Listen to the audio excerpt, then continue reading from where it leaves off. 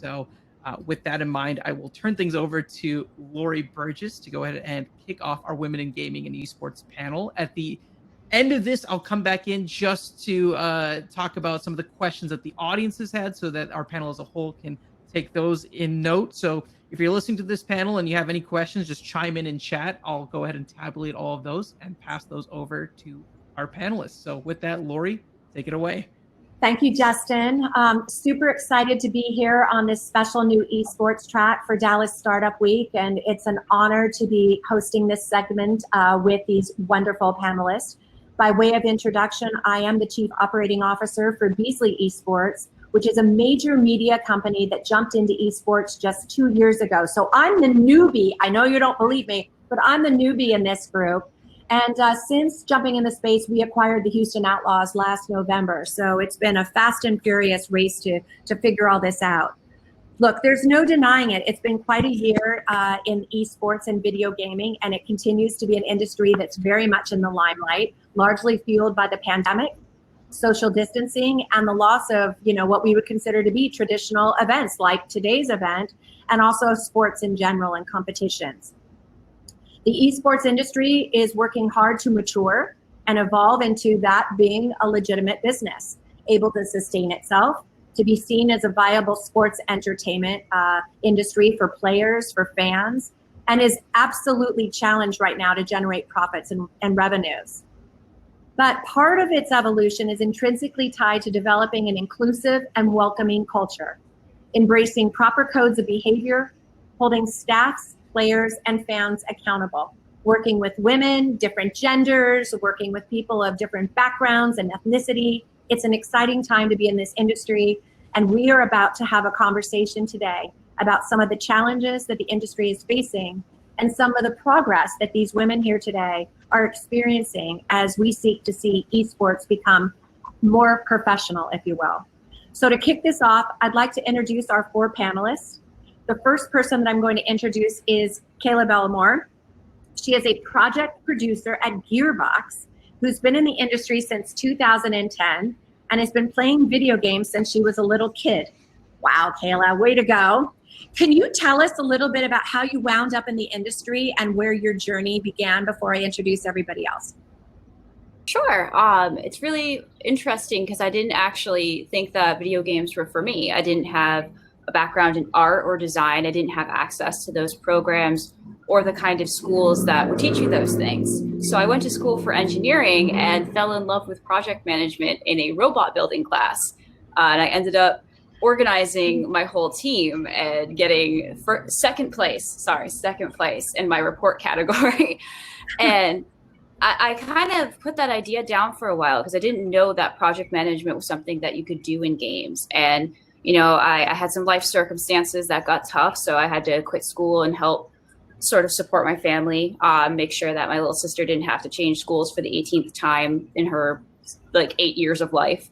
And so I kind of left dreams on hold for a while and worked retail. While working retail, one of my good friends ended up at Irrational Games and they needed another personal assistant. They're like, hey, do you know anyone exactly like you with the same skill set? She's like, got a friend to call. So I started out as a personal assistant 10 years ago and got coffees for the directors of development and product development and learned a whole lot and said yes to every small task that they gave me.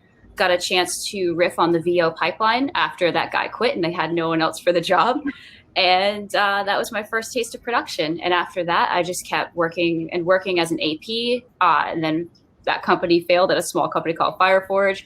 And eventually I made my way to Gearbox Software, where I became an art AP on Borderlands 3 and worked hard there and took on every department they'd let me take and finished that title as the producer over the entire content creation pipeline. Wow. So where you are today is not where you started out. Did you ever think you would end up where you are today? Not at all. I really thought that video game development was only for people who were great artists or super smart, computer programmers. I didn't even know what a designer was back then or how that worked. But I thought you had to have some kind of art or design or coding talent. I didn't know that I could put my skills of organization to use and get to make awesome video games. I thought I would never get that dream. Wow. Aaron, before we transition over to Aaron, Kayla, give us one more piece of information so we can kind of compare everybody and the different experiences. In your organization, are there a lot of women? Are you one of a few women? How does that kind of look in your organization? So it's really interesting. When I started at Irrational Games, it was a literal 1 in 10 ratio of men to women. Now working at Gearbox, I'd say it's 30 to 40% women, especially if you take into account all departments, not just development, but operations, marketing. We have a tremendous amount of women in our finance department, which is awesome, and our platform department. What we're still seeing a lack of is female leaders, and that kind of harkens back to the fact that people who joined the industry several years ago were predominantly male. So that's one of the things that we're trying to spark up, is seeing more female leadership, and taking those women that started in the industry early and pushing them forward and helping them become leaders too. That's great. All right, Kayla, we're going to come back to you in a few minutes, but I'm going to turn it over to Aaron. We have another artist in our ranks. So we've got a concept artist from Robart Entertainment. You've been in the industry, Aaron, for about 8 years or so. Can you give us a little bit of background on your journey, how you got to where you are today, and what you're doing? Yeah, I've also played video games when I was really young, and I also really love drawing. And there was a recruiter like that came to my high school and basically was like, you can go to school for art and video games. And I was just, much to my parents' horror, I was like, I'm going to be an artist. I'm going to work in video games. And they really didn't think that was an actual career path, but I went to it. I did, and I studied video game art and design at the Art Institute of San Diego. And I have been a 3D environment artist for several years before switching to do concept art and design, because I really love drawing and like designing things and stuff. So I just switched again. And I've just been doing it for a while. I've worked at a multitude of studios. Most of them are very small studios, such as like Way Forward Technologies and Zynga. And also I've dabbled in TV effects. Like I've also, when I used to do 3D work, I worked on CSI Miami and Grimm, the TV show. But drawing is still my number one love. And now I'm at Robot Entertainment, which we just released a tower defense action game called Orcs Must Die. Wow, that's really, really impressive. One last question for you before we move on for a minute. In your organization, is it abound with females? Are you one of a kind? What's the deal there? We actually we're fairly small studios, so we actually have about maybe 8 women, not counting counting our freelance artists. Majority of them are in the art department. We do have a female programmer, and we actually do have also a female art lead. So there's we have a small chunk, and we even have twin sisters working with us. Like one does character art, one does animation. They're a powerhouse team. I love them so much. So it's given how small our studio is, it does feel like a lot. So it is pretty cool. It's like probably the most I've worked with women. So it's exciting for me. No, that's really, really great.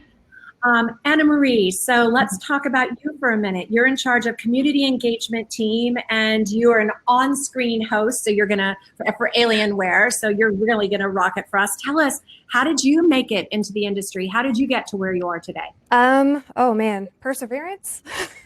So I have a little bit of a different background. I was not allowed to play video games growing up. My mom was a firm believer of sports, one musical instrument, you will get good grades, and you will respect me, obviously. So with that, there was, no real time in between all of the sports, all of the instruments that I had played, as well as trying to get good grades to play video games. Didn't help. I also couldn't afford to buy any. So for me, my parents are divorced. My dad got an Xbox for me himself back when it first came out. And so my first real kind of introduction to gaming was actually with Halo CE. And with that, it was really awesome because we used it as a way to bond and communicate and kind of have something in common. And so I've been addicted ever since. it's kind of been a problem in moderation. But with that being said, I currently work for Alienware. I am a part of the Alienware community engagement team. I've been here about 6 years. Previous to this, I played in the MLG professional circuit for a little bit for Halo, but I wasn't very good. And then Call of Duty is what I'm most known for. And with this being said, I've had to pay my own way and learn perseverance and how to market myself, which is one of the key features that my mom kind of instilled into me. And I would pay for these by working booth babe gigs at PAX events because I needed to pay to go to MLG Anaheim or MLG Raleigh or MLG Dallas. And I had to figure out how to get myself there. So I took on all these like kind of small odd jobs while going to college. Got my degree. I then got a job offer from Dell to create and work on their YouTube content. At the same time, also being one of their on-screen hosts for E3 and events. And I've just kind of branched and created my own role ever since then. To that point, so do you live in a world where there are a lot of females, or are you kind of a unique person on campus? I feel like when I first joined about 6 years ago, there was a decent amount of females, but it definitely feels like over time we've hired more and more. We had a new individual. Her name is Amy. She joined our team officially last year, but unofficially this year. And she has been great. I'm really happy to have her on. My new VP since Frank Azor had left Alienware. Her name is Vivian. I'm really excited to see. So for me, she's the first VP that I've really got to interact with other than like PR and marketing. But I report directly to her, and it's nice to have someone that's a female in power that I kind of look up to. Yeah, no, that sounds really, really great. Well, rounding out the docket, waiting the most patient of all, is Stephanie Nabashek, and she is a freelance esports caster and analyst, but also a former, I think it is, competitive player and tournament organizer. You've been there, done it all, and you're, I really have. When I was 18, I attended my first ever LAN event, which was CPL Winter Finals 2006 here in Dallas. And it was such a huge deal because for many years, I had always wanted to go. And my parents would not sign the release form since I was a minor to let me go. And so I had to wait until I turned 18. And so I had just gotten back for my first semester at SCAD. And I was like, I needed something to do. And I went all out. And I fell in love. Like, it was love at first sight. I've been gaming since I was pretty much old enough to hold a controller, but my parents never really supported it, I think, until I was an adult, when they realized that there was more to be had there than just, oh, you're playing what your brothers like to play. And so in 2007, I got recruited to play Quake, albeit also not very good. And my partner at the time was also a professional Quake player. And so I really got thrust hard into esports. I was also working for a lot of gaming organizations, and then over time worked for QuakeCon, which is a big LAN and gaming event here in the Dallas area as well. And I've been working for them since 2008 up until about 2018. And so over time, for me, it was kind of like, oh, this is a hobby. This is a thing that I'll do to build a community, but I was going to go and work a career on the side. This was just something for, a little bit. And I think over the last couple of years, I realized, no, this is actually something I can turn into a career. And so 2 years ago, I had an opportunity to start running a community for PUBG. And one of the things is I had to be a broadcaster. And when I signed up for it, it didn't even occur to me I had to be a broadcaster. And so I really worked hard to improve that. And then all of a sudden, people started looking. And before I knew it, I was getting these amazing opportunities to run various events. And so in the last year, I've got to run Girl Boss, which is a women-inclusive PUBG competitive tournament that's held twice a month. And for prizes. And I mean, it's really tough. I've also been a part of the Collegiate PUBG, which is an organization that encourages college players to play for their colleges. And then most recently for PUBG Official as one of their talent for the PCS 1 and PCS 2 series. So it's been a wild ride. Wow. I mean, one of the things that comes across with all of you, it seems like you followed your passion to, build a career in something that you guys are really good at, that you were personally interested in. But like lucky you that you actually found things that are also tied to gaming. Like you're able to take your passions and really apply them professionally. It's really, really interesting. Well, let's kind of start getting into some of the nitty gritties now and like dig a little bit deeper. Now that we've laid out the landscape and you guys have the perfect setups and your lives are just perfect, let's talk a little bit more. Let's break down esports a bit, and we'll do the competitive side of the conversation first. Now, I know that a few of you ladies, I should say, have really been involved in playing at a pretty competitive or almost elite level. I'd like us to talk a little bit about that. The statistics say that at the competitive level, at the highest elite levels, we're talking about a small number of women relative to men. It's somewhere around 5%, which is really, really small.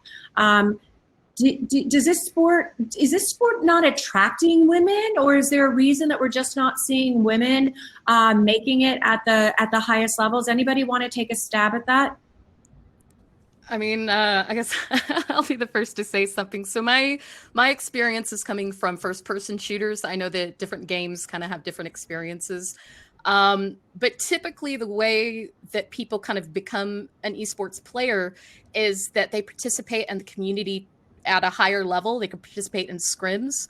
And from that kind of talent pool, teams are formed and teams are recruited into organizations. And so when you look kind of at that A level, just below the S tier level, you do see a lot of females. I think the percentage is going to be a lot higher than 5%. The problem comes when you get into that final tournament, and especially in PUBG that I've been watching for the last few years, we do have quite a lot of women that are competing in those challengers, those relegation qualifiers, but the ones who are able to make it through into the top tier professional is very small. And so currently, the grand finals is going on for PUBG right now. So of the 64 players, one is female. Her name is Hella. And there are also 2 subs that are female. So they're not playing. They don't have play time. But should for any reason one of their 4 teammates cannot participate, then they are the stand-in. So with that, it's not a big number. However, I see that in the relegations, more and more women are stepping up to participate. And I think in part because of the work that a lot of people are doing to diversify and create inclusivity. And that's really just been in the last year to 2. Whereas when I look at 13 years in esports, it does feel a little bit vastly different when I look at, 2010 to where we are at 2020. Right. But I mean, it does sort of feel like still just a small number. Why is it so few women that are making it at that level? Like, do you guys feel that women aren't good at playing at this level? No. What's the reason, please? For me, it's more, it's kind of 2 things, right? One is opportunities to beat the best, to play against the best. You need to continuously scrim and practice and make sure that your skills will always match theirs. And sometimes, again, from a first-person shooter background, having those opportunities when you're female are a little bit harder because some teams won't take you as seriously. And then the other thing on top of that is maybe the self-confidence that comes with it. I just recently competed in Hyperscape, which is a game that I very much love. And I got top 5. And I was the only female to do that. But with that also came doubts of I felt like I wasn't good enough and I always had something more to prove. And I had a lot of my own, even this is literally 2 weeks ago, my own self-doubt that I had to kind of push through and say, this is just me getting in my own way. So it's those kind of 2 things, having those opportunities and overcoming that intense self-doubt that whether you put that upon yourself or you feel like society is kind of pushing upon you. Just to kind of add on to what you just said, I mean, is this happening in your mind, or is it self-imposed doubt on your mind? Are you getting a sense that when you're playing against, let's say, other males, that they don't want you there, they don't think you belong there, or is it really in your head? I think for me, at least in the past, it was very much vocal. And it depends on which game you're talking about and which community you are a part of. It will always depend on that if there's enough people saying it to you or about you to others. When it comes to Hyperscape, I didn't obviously have that issue. It was more internal on that regard. But in the past, I've had people tell me, "Oh, no, no, no, no, no. I don't want to team with you." I was literally supposed to play at COD World Champs in 2011, and I was picked by I was sorry, I just had a pop up on my computer. Apologies, work emails. Never ends. I had lost my spot because somebody gave it to their brother instead. They didn't want to play with me, and we would have played better, in my personal opinion, because we had practiced, but it didn't matter. Well, Stephanie, it sounds like you want to say something. You have something to add. You know, in the last year or two, gosh, really in the last, probably as long as I can count, there have been many times where close friends or people in the industry have, you know, they've made one of those posts that you can just see is them saying self-doubt, I want to quit. You can just kind of read between the lines. And it is always in my instinct to reach out to people and say, hey, what's going on? What can I do to support you? And I always want to be there, especially for the women that I commentate and I watch and I you know, see grow. And I've had a lot of different women say things like, you know, some people on my team don't get along with me. They're causing trouble. They want to quit. I should just quit so that they stay together and they stay successful. Or I should just stop playing. I should give up. If I'm not the best, then I don't deserve to be here. And I think the pressure of you have to try harder when you're a woman is something that sometimes pushes a lot of women out, because you know what, if you're 16th place in the top tier, congratulations, you're still in the top tier and you're still getting a really good payout. But a lot of women think that if they're not performing at the highest of the high level, they're not good enough and they want to quit. And so I have really given the mom talk of like, hey, you're amazing, fuck that, screw that person, you don't need to listen to them. And you know what, they've stayed with the teams. The problematic people move on, the problematic people go join other toxic people, and they still do good. And right now I'm watching somebody do really, really good that I think was struggling mentally. And I'm really proud of her.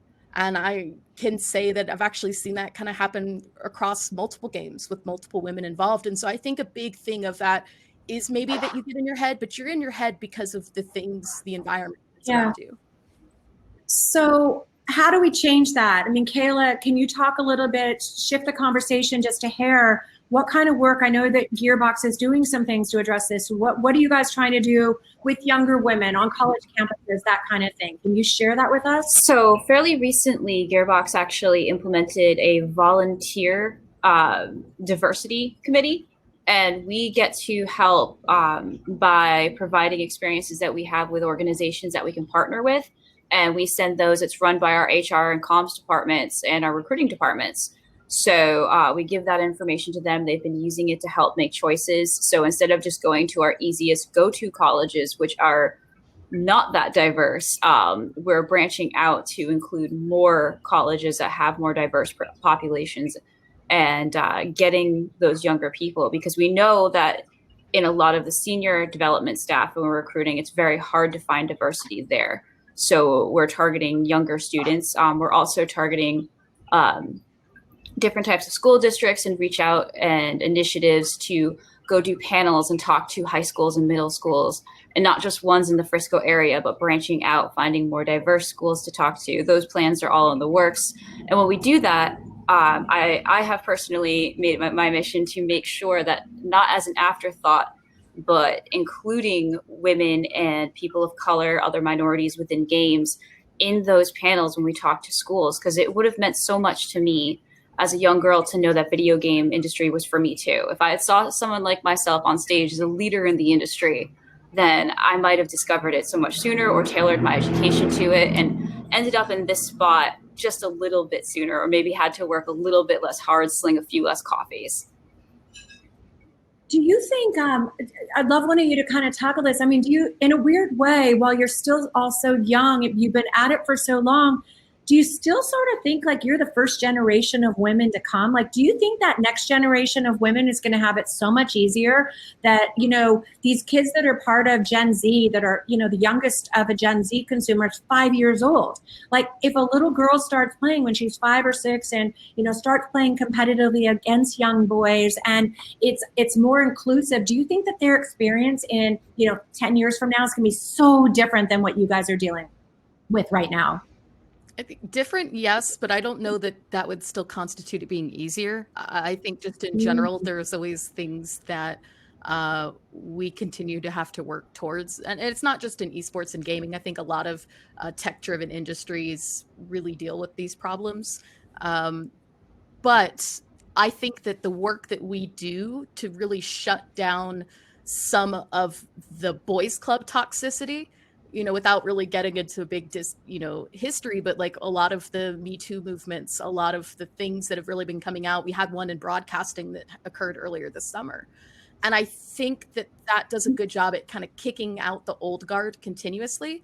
And so we're softening things up. And so that I hope in 5-10 years from now, kids that are 17, 18, when they're 25, 30, and they're doing this as a full professional, won't have as many roadblocks, but I still think that they might be there in some form. So let me, and Erin, we're going to get to you in a minute because I want to talk about what's going on in the design area. We did talk about this the other day, and I think this audience will love it. But let me ask you a question. Do we think that, just to hit some things, just to create some controversy here for our audience as well, do we think that men are just better at video games? Is that why there's more of them? And that's why that, you know, they're ranking so high, and why that there's so many men that are at the top of the ladder? Like, are they just better? Are they genetically better? Is their DNA different than ours? I don't think I can cringe any harder. It's like, The words right out of my mouth. Yeah. Okay. Very well said. Yes. Ridiculous, right? Yeah. Ridiculous. It really is. Okay. I just think that Okay. women sometimes are taking in a different environment than men might perceive. And I think it's the perception and the reaction to the perceptions that have created some issues. But realistically, I mean, some of the best people, when you look at stats on a lot of games, just look at player stats, look at damage, look at kill counts, look at accuracy, and you'll see women on those lists, you know, Anna included. So Yeah. she is scary at hyperscape. So, okay, I'm right there with you. It's also about exposure. You know, Okay. they talked forever ago about these very impressive studies done in the 50s that boys were better at girls in math. Until they realized in the last 10 years, they redid the study and realized that if girls were exposed and told they were good at math, or at least the same as math, and had that same training and support structure, that there was literally no genetic difference. So if we tell girls games aren't for them, or that they're more of a boys thing, or they shouldn't be a part of it, then they're going to believe that, and they're going to try later instead of being a gamer, since they're the same age as the boys, and they start later, they're going to have that much less time to get ahead. So the important thing is normalizing exposure. And once we have that equality, we won't see a difference at all in any kind of play style. Like, it's all going to be the same. But we have to get women and little girls gaming and exposed and supported as soon as the boys are. Got it. So one last question on the players, the gaming, you know, competition side of things. What do we think about competitions, tournaments, leagues that are for women only? I know that, you know, I'm in Houston, the Lone Star College, very close by, is going to be launching, I think, a women's only intramural program for esports. What do you guys think about that? Should it be, you know, divided? Is that a good opportunity, or would you guys rather see joint play? Are you okay, Steph? Anyone? You go for it. Okay. So for me, it's great because it's great to start. Let me put it that way. It's good to get your feet wet, to feel comfortable, to be surrounded by other females and individuals that are as excited about whatever game that might be as you are. And it allows you to kind of get that nervousness and that self-doubt like kind of calmed down. I feel like when you get higher and higher up to those more professional levels, they need to be intermixed. And there's two reasons, right? We are just as good as the boys. And us being in a different league at that tier of play won't help us to prove that, right? But I do like the idea of the female only leagues to get started, if that makes sense. Yeah, no, it does. It does. Anything else to add before I keep us moving on so we don't miss out on all the other things? I mean, I really was just going to mirror that. I think we're seeing a lot of mixed leagues that are female focused, where 75% of the participants will be female, but they will allow the addition of a male on a team to kind of keep it inclusive. And to me, I think that's the best way to go, because it does still encourage women to play, but it also doesn't exclude, I think, men. And, you know, female leagues have been around for 20 years in esports. It's not anything that's new, but in the past, it's never quite worked the way that I think people intend. And so I think that female focused leagues that still allow male participation is probably the best way for growth. I mean, I'll throw out something. Just I think we've talked about it. There's a show on Netflix right now called The World's Toughest Race, and they had 64 teams, and they had a requirement that one of the team members out of a 4 part team member had to be a female. What do we think about that? You know, we've got the Houston Outlaws. We've got 6 players that have to play at any given moment in time. What if the requirement was there has to be a woman, on the roster, and not only on the roster, but actually playing in every single match? What do you guys think about that? Is that like too much of a mandate, or do you think we should be going that far? I feel like it's a good way to kind of start having that conversation and forcing that diversity. But at the same time, nobody wants to be the token girl, right? Yep. You want to feel like you earned your place to be there. And I put, I'll say I worked so hard to get to where I wanted to be, and I'm finally on the Houston Outlaws. Like, I put the time in. I don't want to feel like it was handed it to me, because then you lose the respect of your peers, and you never ever want that. Because as a female in this industry, you are trying to consistently prove and show that you don't want any special favors. You want to be treated equal, and you can't get that respect if it was not earned. Mm-hmm. Fair enough. Fair enough. All right, let's take a kind of a little bit of a shift, and let's go on to the game development side of the house, because we've got some people here that can speak to that. How much of this, situation where women are, sort of included in the industry, but we're not driving the industry, et cetera, how much of that potentially is being perpetuated by game developers and the stories and the characters and the heroes and all of that bring these games to life, the rules, everything? Kayla, can you speak to a little bit of that? I'd like you to start at least on that conversation for us. Sure. I think that we're trying to normalize showing more women as protagonists and things like that as we get better as an industry and as we invite more people. But the problem is, you have so many males, predominantly Caucasian males, running the industry. That's one subset of thought and experience. So you get a lot of subconscious bias towards the kind of heroes they liked, the kind of people and that extends to like their coworkers who they think they're going to see, who they know, which a lot of the recruiting is done sort of internally. You can recommend somebody. So if most of the people in the industry are male, or your friends, you're going to recruit them.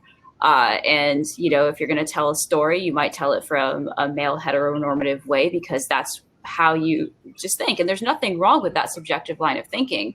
But until we include more people to sort of help that out and to give more perspectives, you won't see that as much. And you see all of these beautiful new storylines. You see really badass female characters.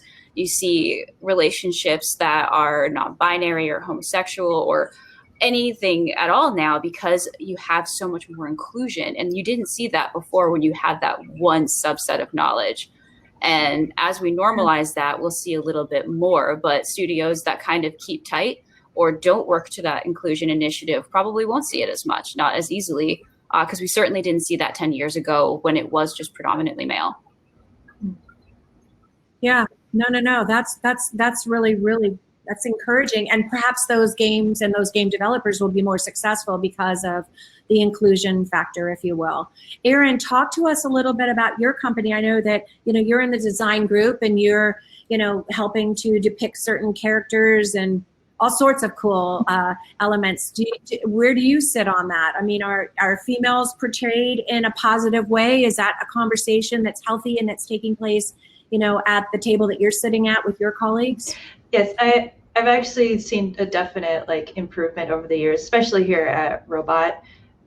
Since my position is that I am on basically the front lines. I have to talk to all of the different departments. I get briefs and stuff like that, and I do get to sit and talk with the directors and stuff, and it's definitely been a bigger improvement where they actually ask me, since I'm there, be like, is this all right? How this is designed, and I get to have more of a voice there. So, which is great. It's been frustrating in the past where men before was no, it's fine, don't worry about it.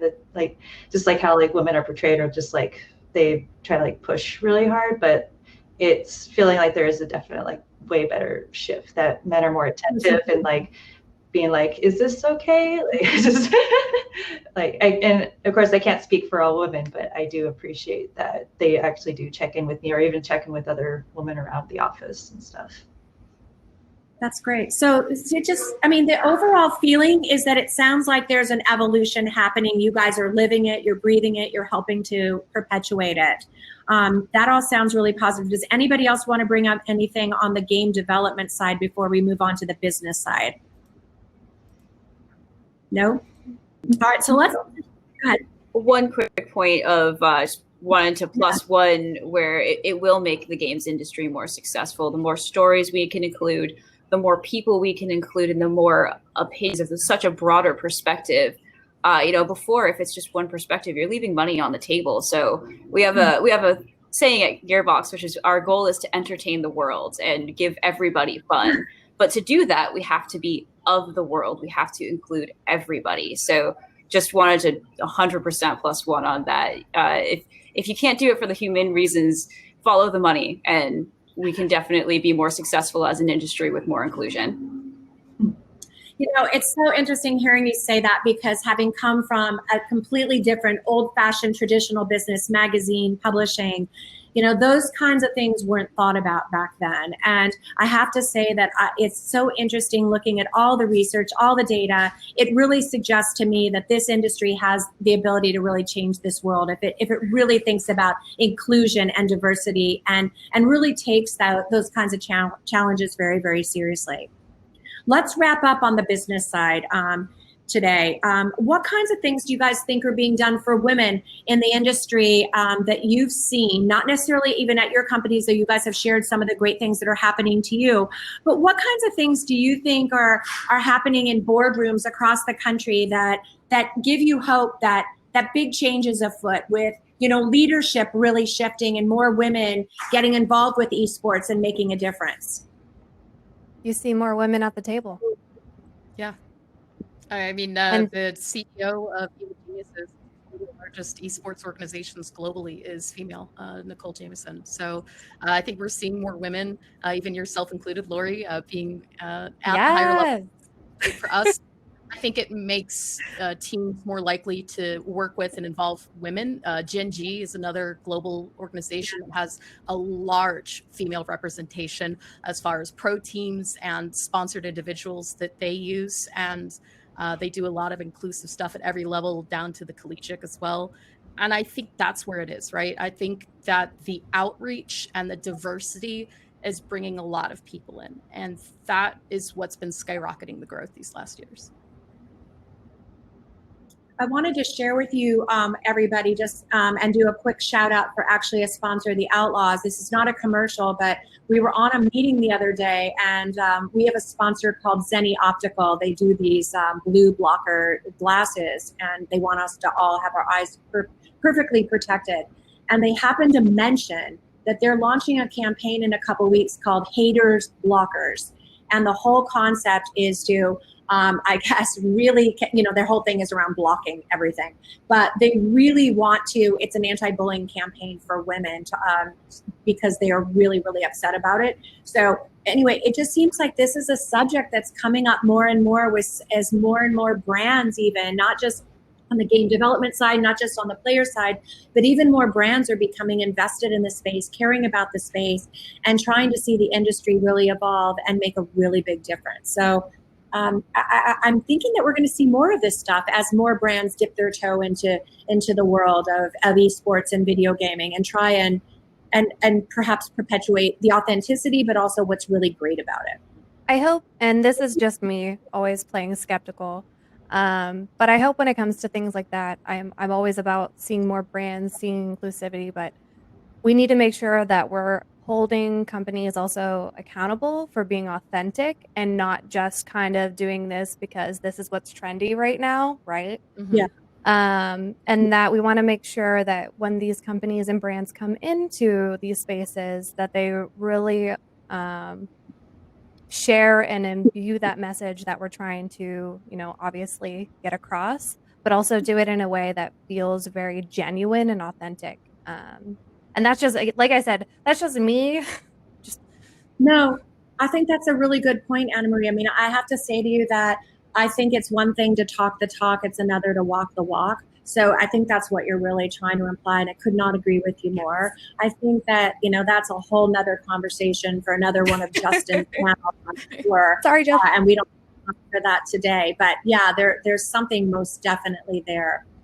Listen, I wanted to just add one more thing, and then we'll see if we can answer a couple of questions if Justin tells us we have time.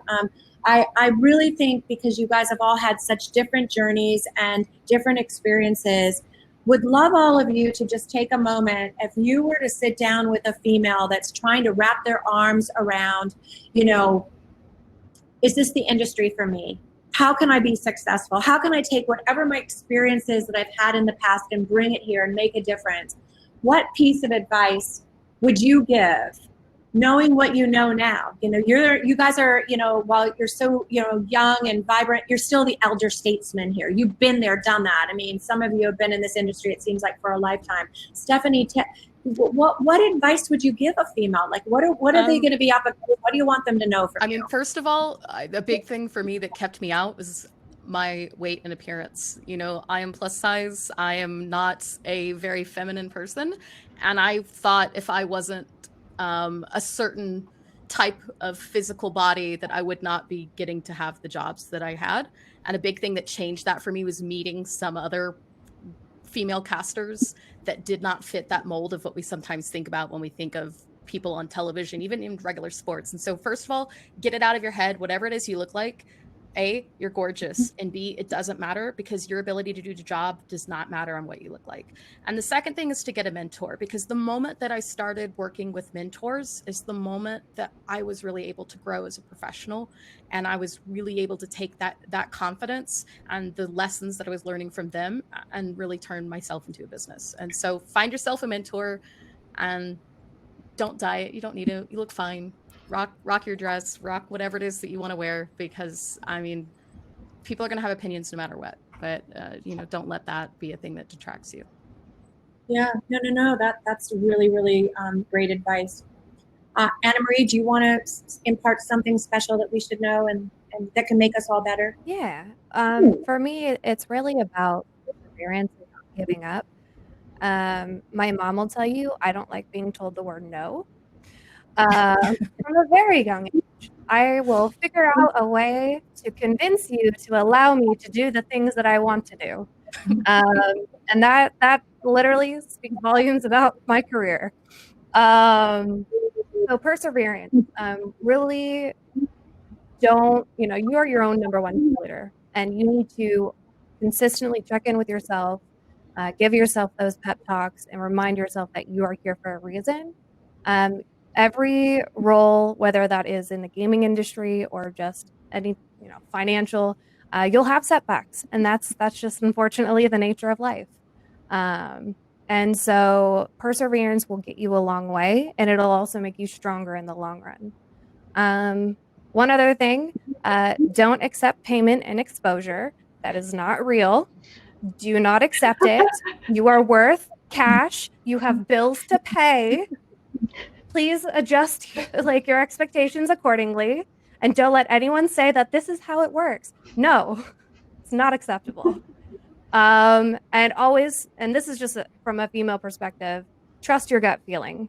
Yeah. Especially when it comes to like work events, conventions, always trust your gut feeling.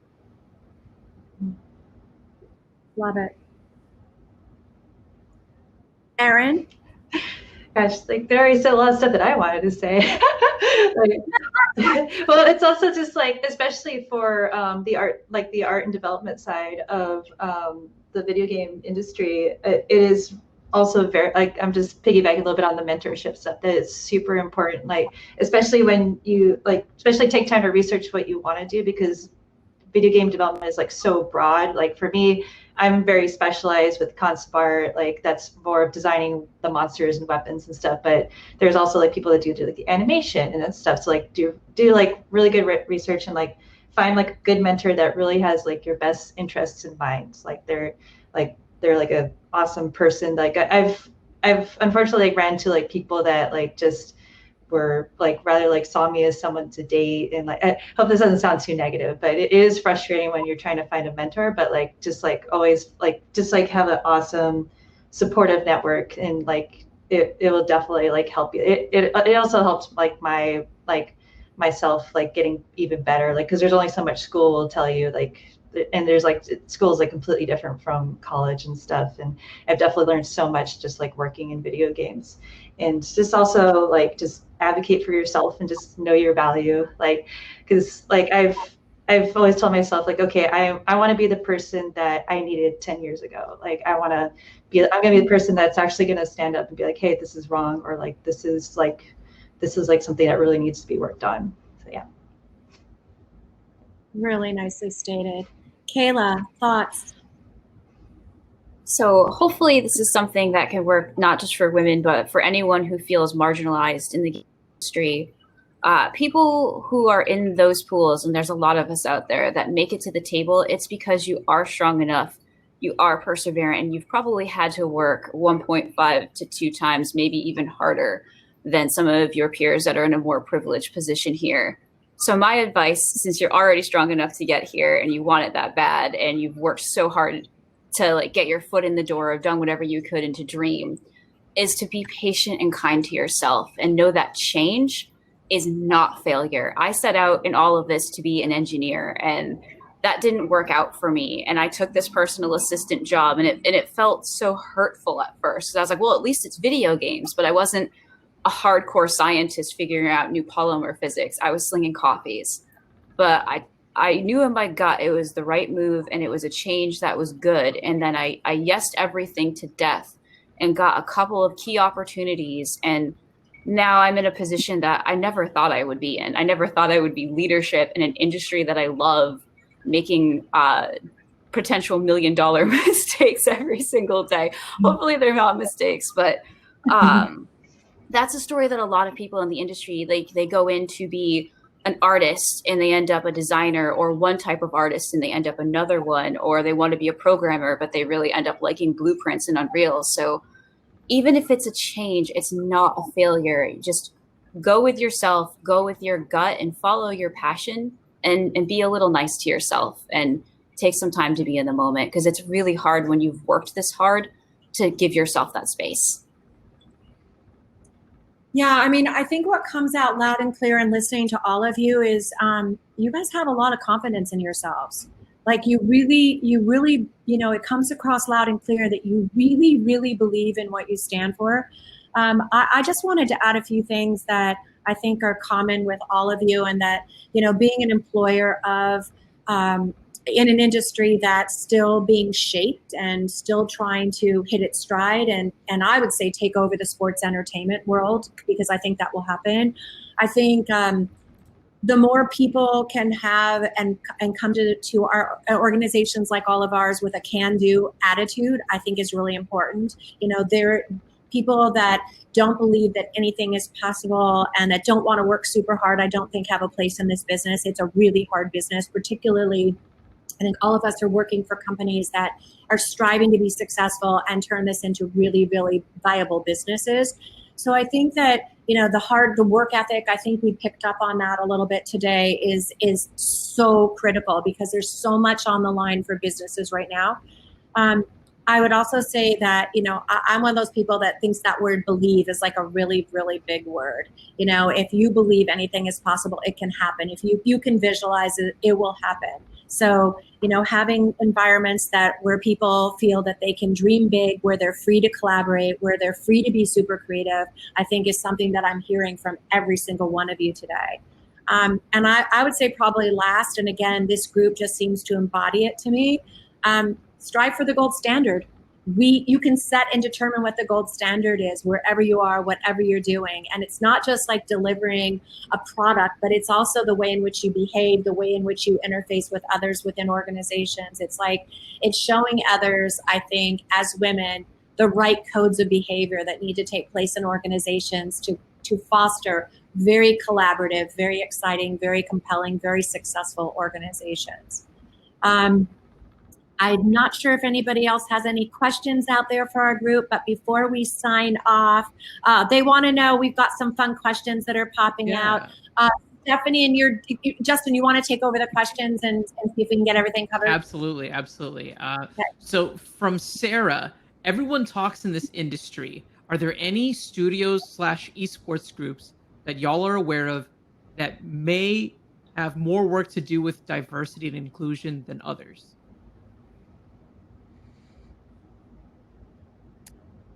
I can hear my PR screaming, so I am.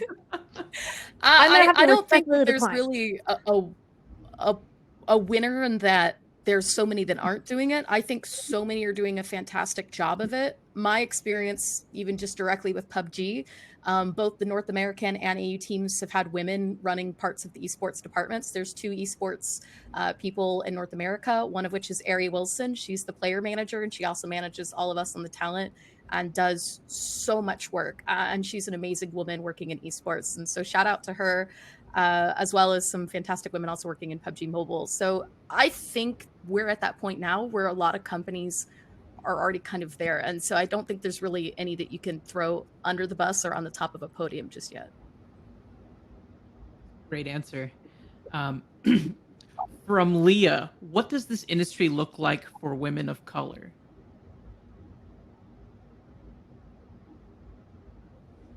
There are a lot fewer people of color and even fewer women of color in the games industry, at least from what I've seen. It's you could see more in the younger generations, and it's a lot easier to recruit from colleges that are more diverse and find more people. But especially in the veteran group, you just don't see as much, and that's really unfortunate. Here's one that's just came in for Anna Marie specifically. As a fellow person who does not like the word no very much, what's your coping mechanism when you get them? All right, truth time. I have emotions. I react to them probably. Yeah. But mainly then what I do, not so much like a coping mechanism, is I then figure out, okay, why did they say no? Was it, and I'll use my mom as an example. My mom told me that I couldn't go to MLG Dallas, my first ever event, because she had no idea what it was. She didn't know that I didn't know anybody there. And it was no. It was just no, for safety reasons, right? Very well done, Mom. So I solved those problems. I found people that I knew. I called every single day. I drove myself to the airport. I paid my own way. So for me, figuring out not so much the coping mechanisms is how do I change their no into a yes? By first figuring out why did they say no? What are their issues? Then solving those issues, and then presenting my findings with a smile is usually how I do it. And that usually works at work too. I feel like you'd be a fantastic salesperson in a different life for sure. Looks like we have time for one last question. Um, again from Leah, and this is an important one that I would love for everyone on this panel, including you, Lori, to jump in on. How can we get younger girls involved? How can we empower them to become gamers? And are there any organizations or programs that they can get involved in?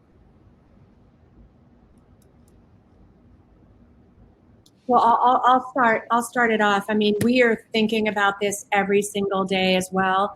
I think the challenge, if I had to put my finger on it, is that where we are in this sport, we're doing a whole lot with one of our other brands at Beasley Esports that's in the collegiate space and trying to incentivize women to get involved in video gaming and esports, which is a new thing. But with the Outlaws, we're going to be doing a major promotion during the month of September and October that's really targeted to middle school kids, and we are talking to females in that, and we're going to be giving away game codes, and the whole idea is to get our game in the hands of young women. And we're going to be having tutorials that are going to be taught in some cases by females, and we're going to have community gaming nights for females because we want them to feel like this is a game that wants them included in it. And I have every belief that in the future we won't be having these kinds of conversations because I think it will become much more standard with that next generation that's coming into it. But right now, we have to do our part and then some to as everybody here today said, be inclusive.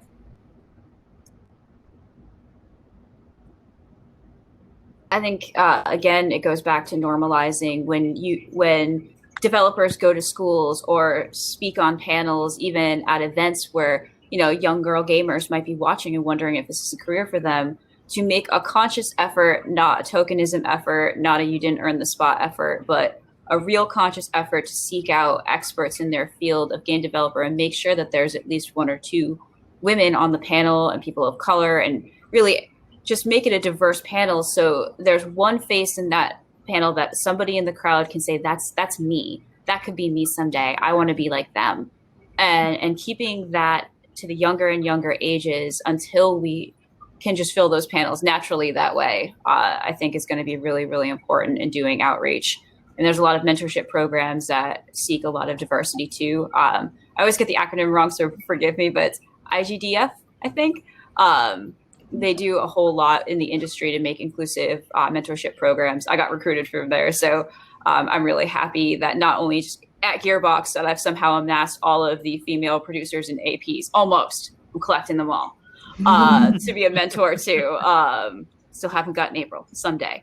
That I also have a really accomplished producer from England, because we're in a COVID world where we do everything virtually, that I get to mentor. And that's like the coolest experience, just to have someone outside of my job that's so accomplished that I get to be there for. So it takes us volunteering and putting ourselves out there, really.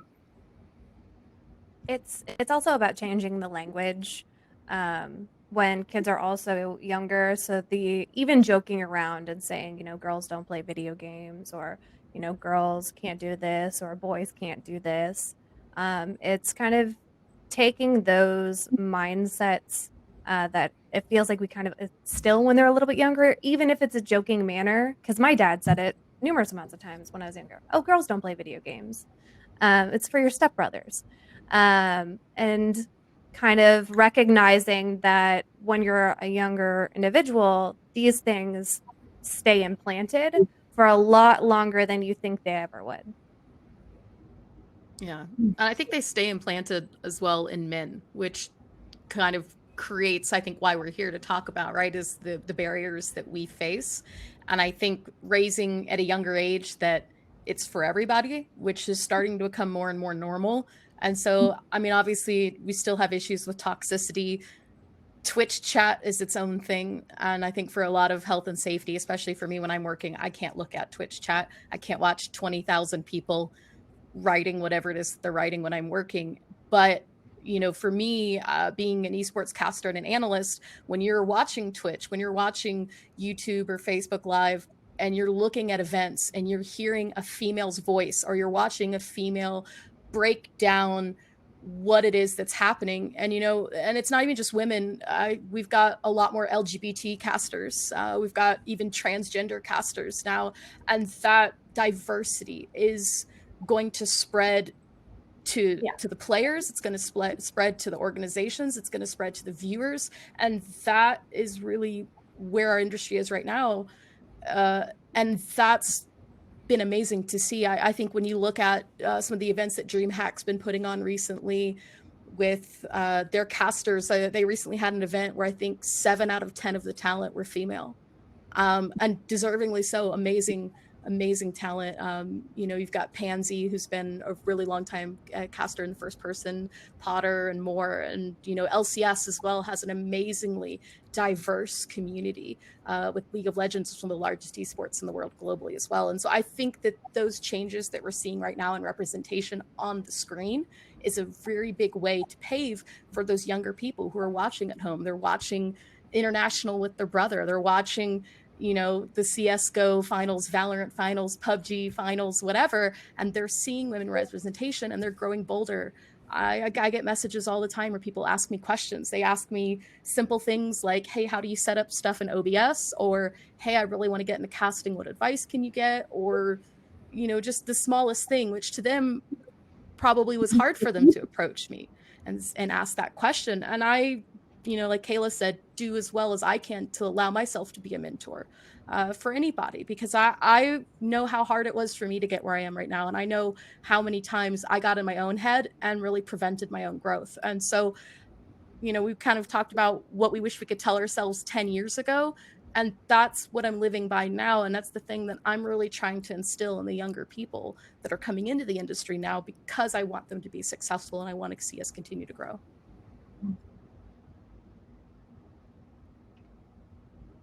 Anything to add?